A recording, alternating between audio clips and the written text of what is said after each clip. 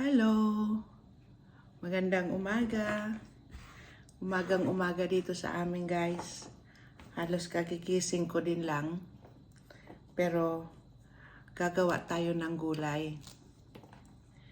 Gagawa ako ng gulay, guys, na sari-saring gulay. Dahil pupunta ako sa anak ko, dadalan ko din siya.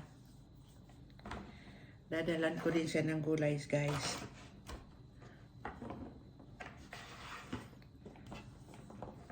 Bagyo beans ang aking hinihiwa.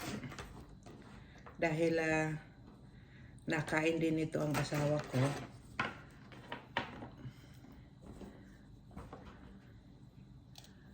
Kumusta kayo, guys? Kumusta kayong lahat? Samahan nyo ako dito.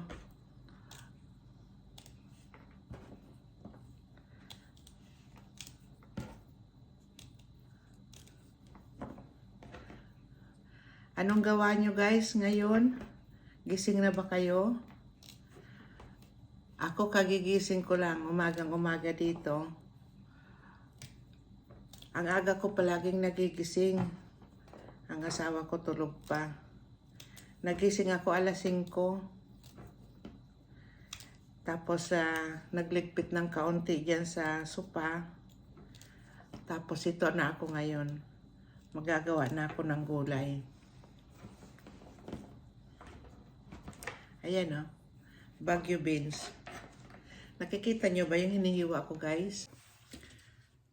Ito, guys, Ito na yung nahiwa kong Bagyo beans. Ngayon maghihiwa tayo ng bell pepper, 2 kulay.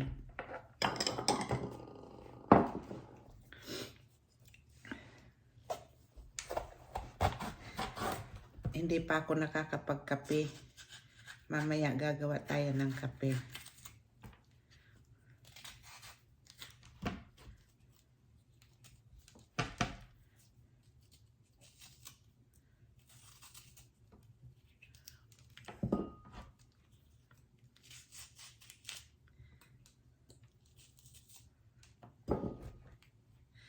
Masarap ito, guys. Nagulay na to. Hindi ko alam kung anong oras kami aalis kasi aalis kami mamaya. Dadalan ko kasi yung aking anak nito. Tulog pa yung isa. Nagising lang ako. Palagi naman akong gising ng maaga. Ayan.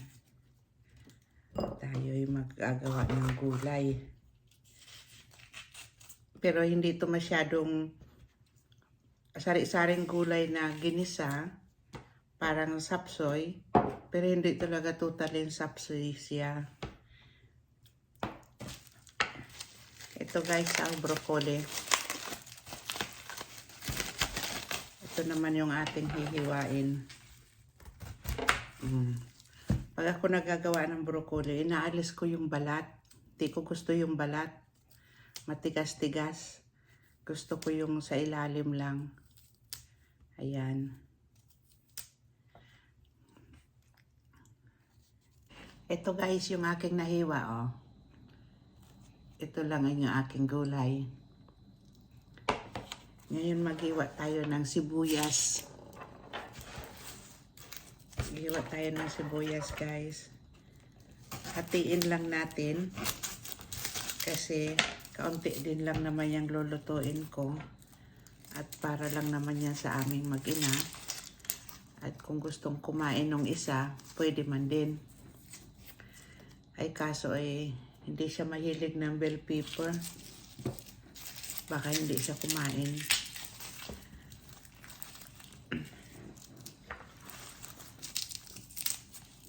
Mayroon naman siyang pagkain na dyan sa rep. Nagluto ako kahapon ng istampot niya. Hindi man niya naubos. Kainin daw niya uli. Kaya hindi ko na siya isasama dito sa gulay. Pero kung gusto niya, pipilian ko lang siya ng Bagyo beans at saka broccoli dahil nakain sa niyan. Ako talaga gusto ko yung sari-saring gulay. Maganda kasi sari-saring gulay. Diba guys?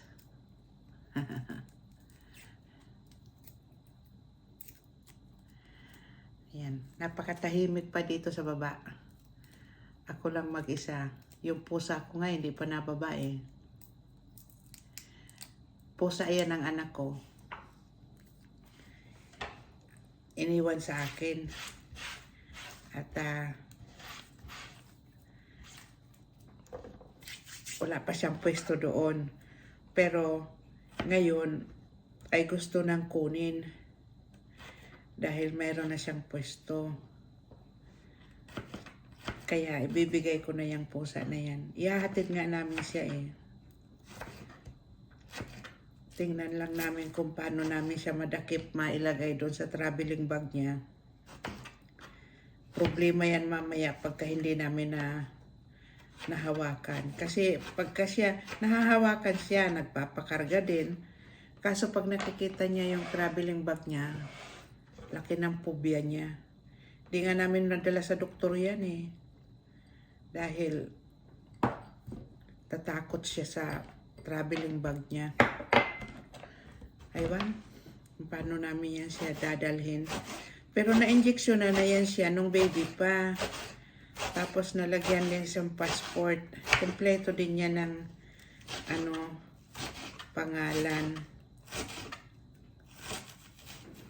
Kaso lang, hindi siya madakip-dakip.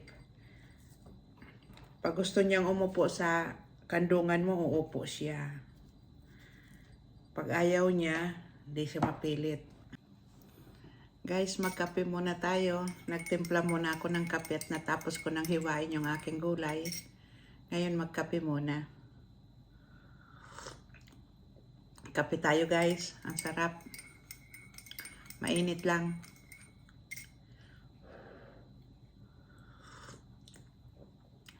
Kumusta sa inyo guys? Kung nasaan man kayo dito sa ating mundo, kumusta sa inyo? Kumusta ang araw nyo? Lalo na sa mga pamilya ko dyan sa Pilipinas. Kumusta sa inyong lahat? Ngayon tapos na ako maghiwa ng aking gulay. Nagkape muna ako bago ako magsimula magluto. Ihiwain ko pa kasi yung laman ng manok na pangsahog ko dito. Ipiprito ko pa yon bago ko isasahog. Tingnan nyo guys kung paano ko lutuin yung aking ginisang gulay. Ito ay parang, dadalan ko kasi ang anak ko. Ayaw niya ng sapsoy na masabaw.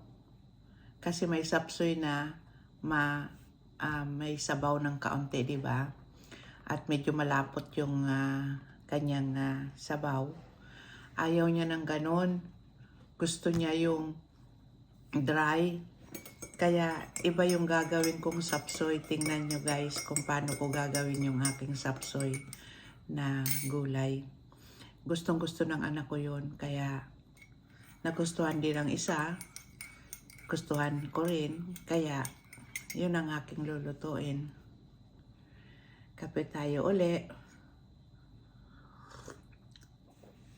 Sarap ng kape. Ang panghalo ko lang naman dito, bawang at saka sibuyas. At saka yung ating gulay at karneng laman ng manok. Ngayon maghiwa tayo ng manok guys. Laman ng manok. Ito'y galing sa freezer. Pinalambot ko lang. Nilagyan ko ng mainit na tubig yung aking pinagbabaran. Madali siyang lumambot. Yan. Ito yung ating kutsilyo. Ganyan lang ang iwa guys. Kasi cube lang yan. Cube lang ang aking gagawin. Ayan. Mga ganyan lang kalalaki. Pa-cubes lang yan guys. Yan guys. So, Gustong-gusto ito ng aking binata. Kaya ganito ang aking gagawin. Natikman niya kasi ito nung pumunta siya dito. Niluto ko to. Sabi niya, mama, ang sarap.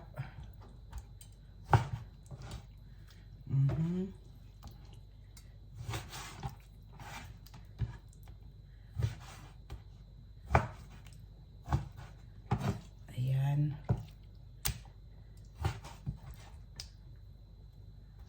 Tama na yan.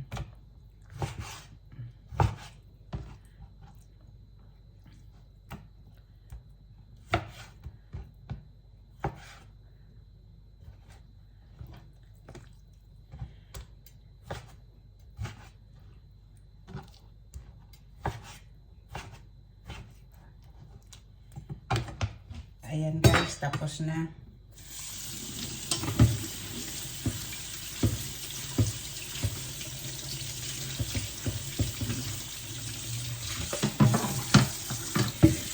Ugasan natin ulit. Yan, lagyan natin ng paminta. Naugasan ko na yan guys.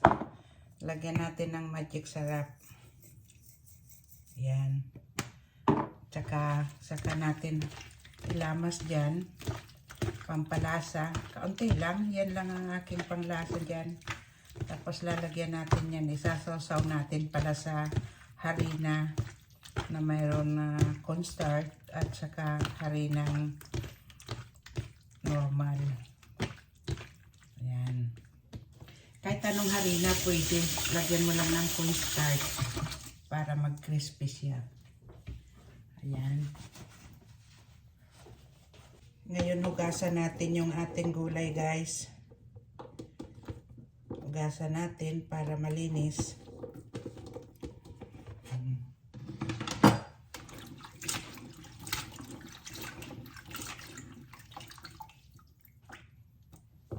Ito guys, ang ginatapusan ng aking carrots.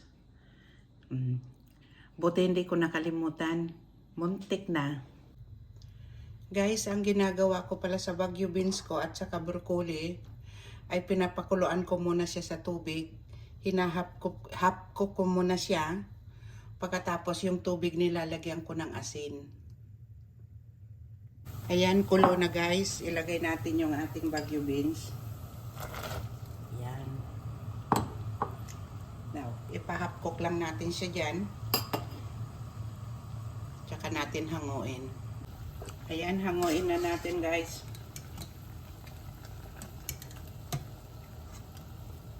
Half-cook na siya. Kasi mamaya pagluto natin ito, pag sinama-sama na natin lahat yung mga gulay, mabilisan na. Hindi pwedeng matagal. Makikita nyo mamaya. Ito yung aking ideya para yung aking mga gulay, green na green. Ayan, lagyan natin yung ating broccoli.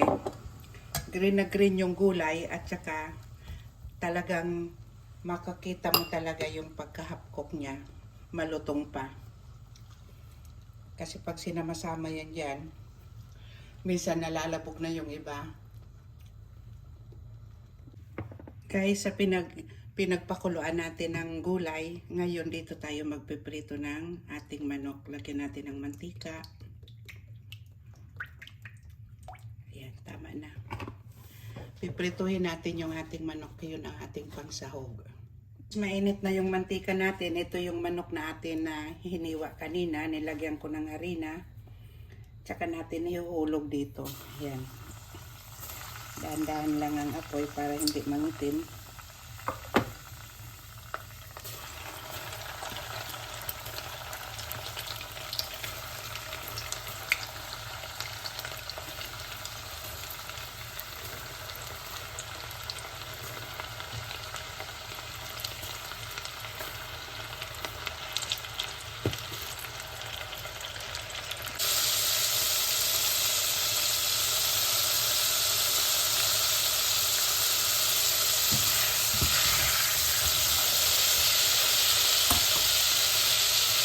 Ngayon maglagay tayo ng kawali, lagyan natin ng mantika. Saka natin igigisa yung ating mga gulay.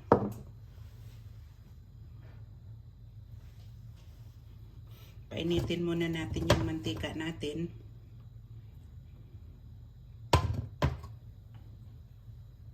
Mainit na yung ating mantika, ilagay na natin yung ating bawang. Ayan.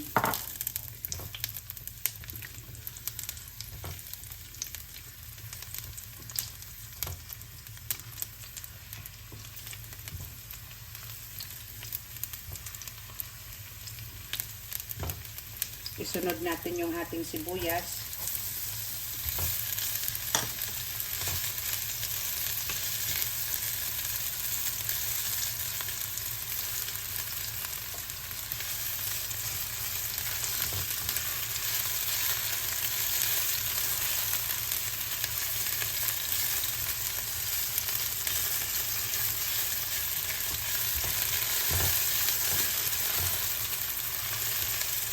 Saka isunod natin yung ating carrots. Kasi hindi ko ito siya pinalambot sa tubig.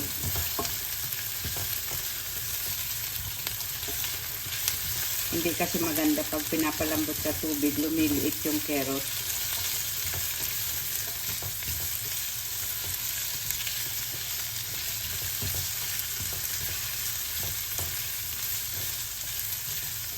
Madali lang naman ito lutuin.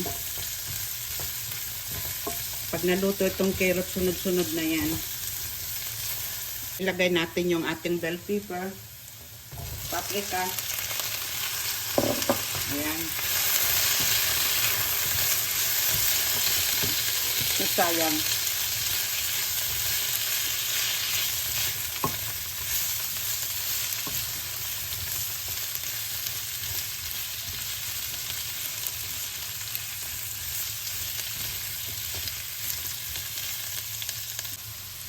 Ngayon, ilagay na natin yung ating Baguio beans. Ayan. Ganda na ng kulay niya. Madali na lang ito lutuin. Kasi mga luto na yung iba.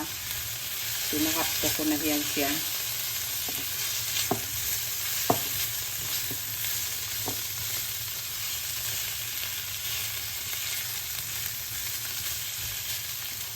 Ngayon, ilagay natin yung ating broccoli. Ayan.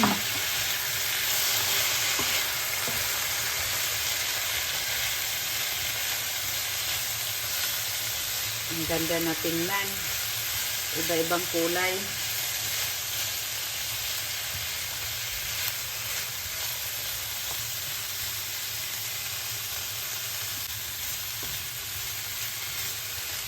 Ngayon, ilagay na natin yung ating sahog na manok. Wow! Ang daming sahog. Ang ganda nito, guys. Masarap. Ganda tingnan, diba? Ngayon, dahil hindi natin ito pwedeng patagalin at luto na, lalagay natin yung sauce natin ginawa. Ito naman ay toyo, oyster sauce, kaunting tubig, paminta, magic sarap, at saka harina, kaunting asukal. Ayan, ilagay na natin, guys. Ayan. Yan ang aking sapsoy na patuyo.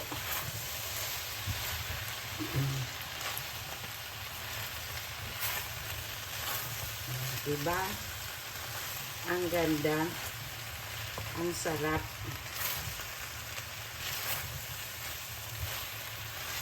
Guys, kung nagustuhan nyo ito, pwede nyong gayahin. Maraming salamat, guys, sa panood. Tingnan nyo, diba? Ang ganda na niya. Sarap na niya tingnan. Hindi lang tingin sa lasa. Dahil alam ko na ang lasa nito. Palagi ko itong ginagawa. Okay. Salamat, guys. Bye-bye.